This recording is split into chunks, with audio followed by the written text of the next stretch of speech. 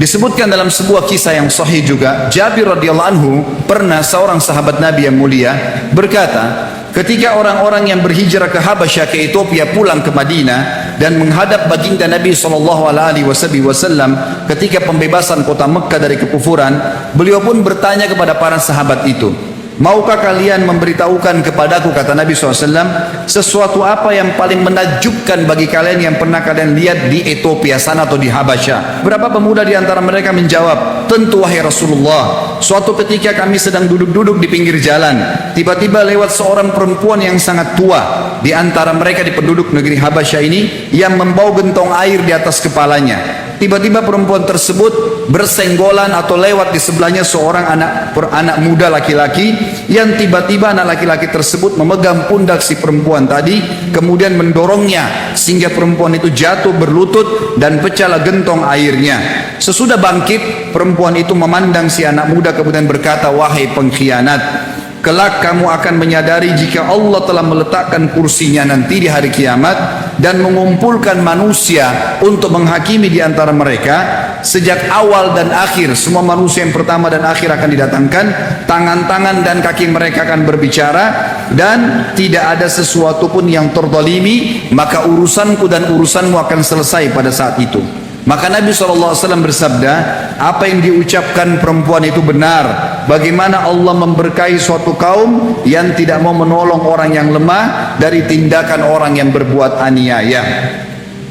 Abdullah bin Salam radhiyallahu anhu, seorang sahabat Nabi yang mulia, berkata, sesungguhnya tak kala Allah menciptakan makhluk dan mereka telah berdiri di atas kaki-kaki mereka, mereka pun mendongakkan kepala mereka ke langit seraya berkata, wahai Rabb, bersama siapakah engkau? Maka Allah menjawab, bersama dengan orang-orang yang dizalimi hingga hak mereka kembali kepada mereka masing-masing. Wahab bin Munabbih menceritakan dalam sebuah riwayat yang sahih tentang balasan orang-orang yang zalim. Di dalam sebuah kisah dikatakan ada seorang raja yang zalim. Dia membangun istana yang besar di sebelah gubuk seorang wanita tua di perkampungannya atau di wilayahnya. Kemudian robohlah rumah si wanita tua itu, sampai akhirnya wanita tersebut melarikan diri dari keluar rumahnya. Kemudian dia melihat bangunan yang kokoh dan besar berada di sebelah rumahnya milik raja zalim. Lalu si wanita itu bertanya kepada orang-orang di sekitarnya, siapa yang telah merobohkan rumahku ini? Maka mereka berkata, raja. Lalu ia melihat ke arah rumah tersebut, lalu kemudian mendongakkan kepalanya ke langit sambil berkata, wahai Rabbku, wahai penciptaku, wahai pemilikku. Rabb artinya pencipta, pemilik, pengawas, penyiap segala kebutuhan dan pemusnah. Wahai Rabbku, melihat kepalanya ke langit. Lalu dia mengatakan, jika aku tidak ada, di manakah engkau?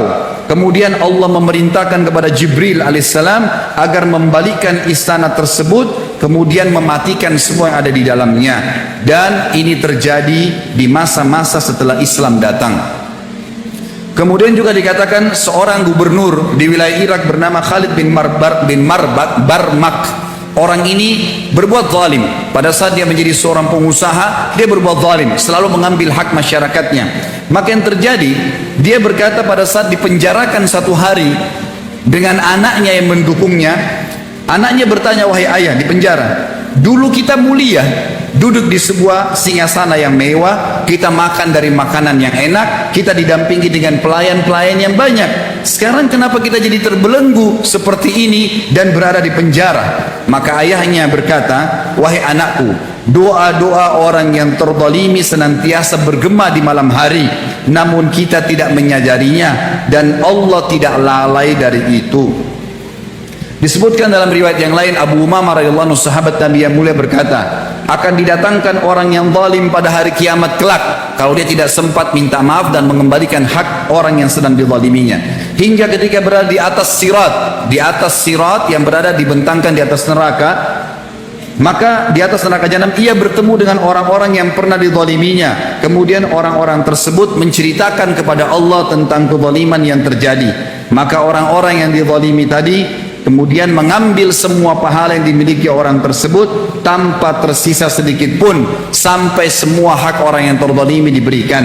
Jika mereka sudah mendapatkan kebaikan, maka masih ada yang menuntut, secara otomatis semua kejelekan-kejelekan orang yang masih menuntut akan ditimpahkan kepadanya sehingga dia akan dilemparkan ke dalam api neraka. Abdullah bin Unais radhiyallahu anhu meriwayatkan juga dalam riwayat yang sahih, aku mendengarkan Rasulullah SAW bersabda, pada hari kiamat nanti semua hamba akan dikumpulkan dalam keadaan tanpa alas kaki, telanjang badan dan tidak berkhitan.